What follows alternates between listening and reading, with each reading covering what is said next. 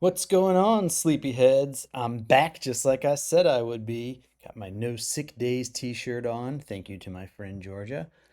And today we're going to be getting in deep with a very, very controversial topic. Just me and our computer friend here. Ooh. We're going to be talking about AI. That's right, baby. Artificial intelligence and how it's taken over the world. This time, it's destroyed the life of a particularly prolific author. Let's get right into it. So, I'm a former best selling author who writes like AI, and boy, has life been difficult lately.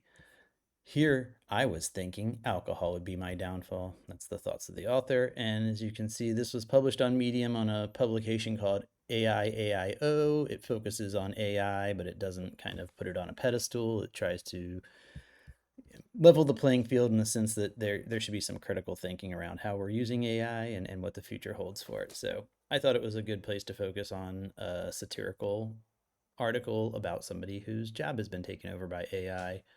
All right, let's get into the story. There's a picture of a computer still here with me.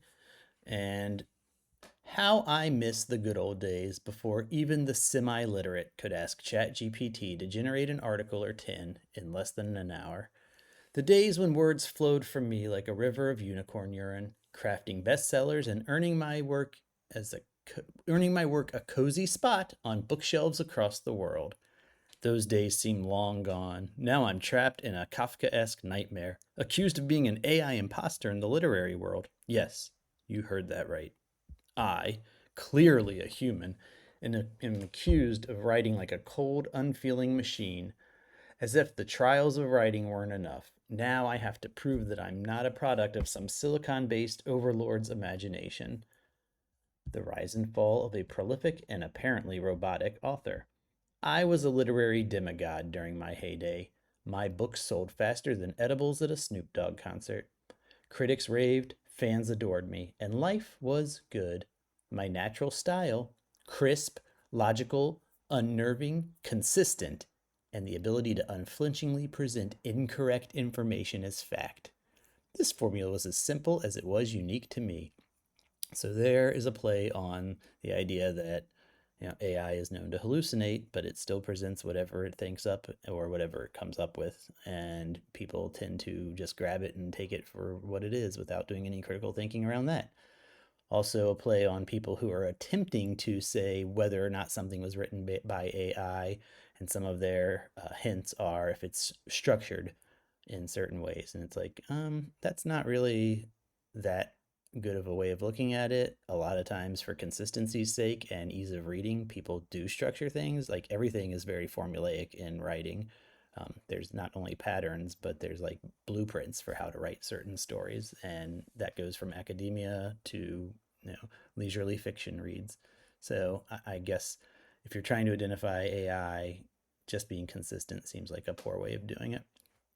So thought it was unique to him, or so I thought. I've since found out that my prose resembled the output of a well programmed AI long before the world even knew AI could write.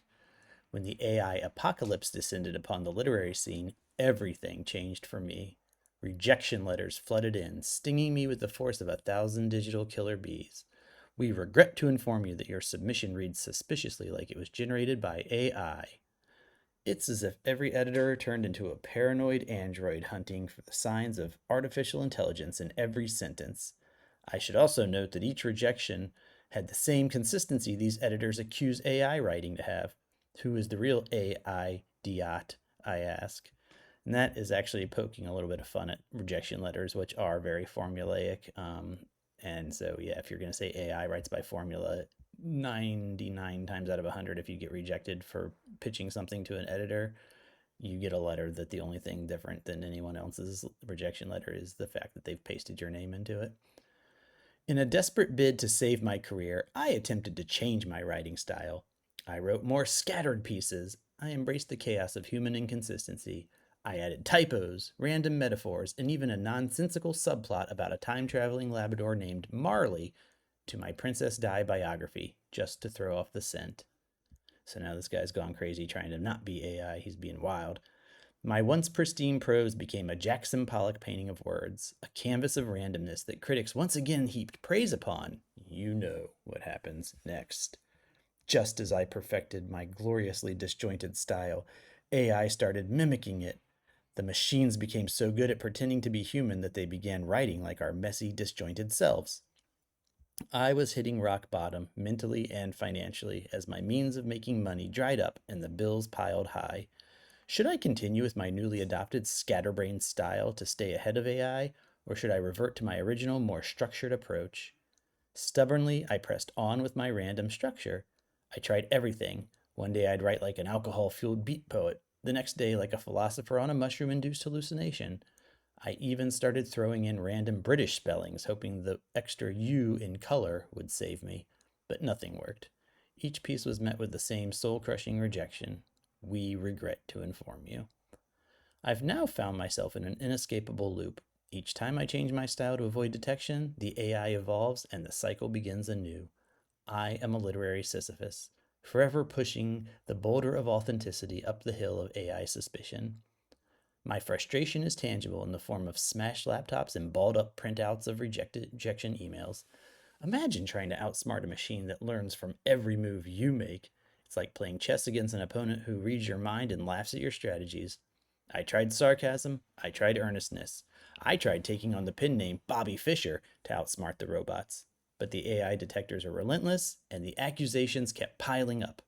So here I am, a human with the soul of a writer and an AI. I'm struggling to find my place in a world gone mad.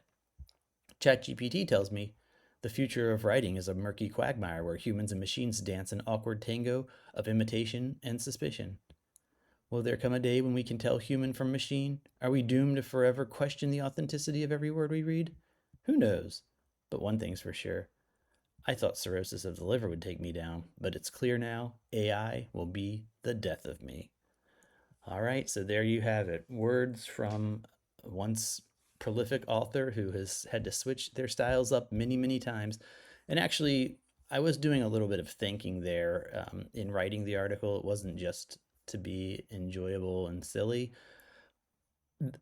At least on the dark corners of LinkedIn where I hang out, there's a lot of polarization around AI and what it's doing and if it's taking away creativity or creating more creativity. And one of the key arguments or key feats people seem to be trying to accomplish are trying to determine if something is written by AI or a human.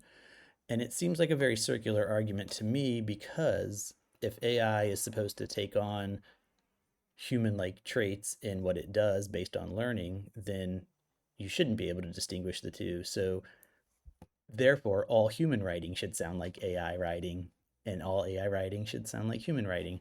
And I don't know if I'm doing the best job of explaining that, but to me, in my head, it's just a big circle and you're saying nothing. If you're saying you want to detect how AI writes, you're also saying you want to detect how humans write, because if it's effective, that's what's happening. Um, so I will leave you on with that and also an ask to please subscribe to this channel. Please follow me at Victor Yako on medium.com. Give me any likes or claps, share this and share my articles with others, and I really appreciate it. Feel free to leave a comment, send me any requests. You can always reach out to me at vwvrmanagement@gmail.com or just leave a comment here and I will reply. Thanks. Bye.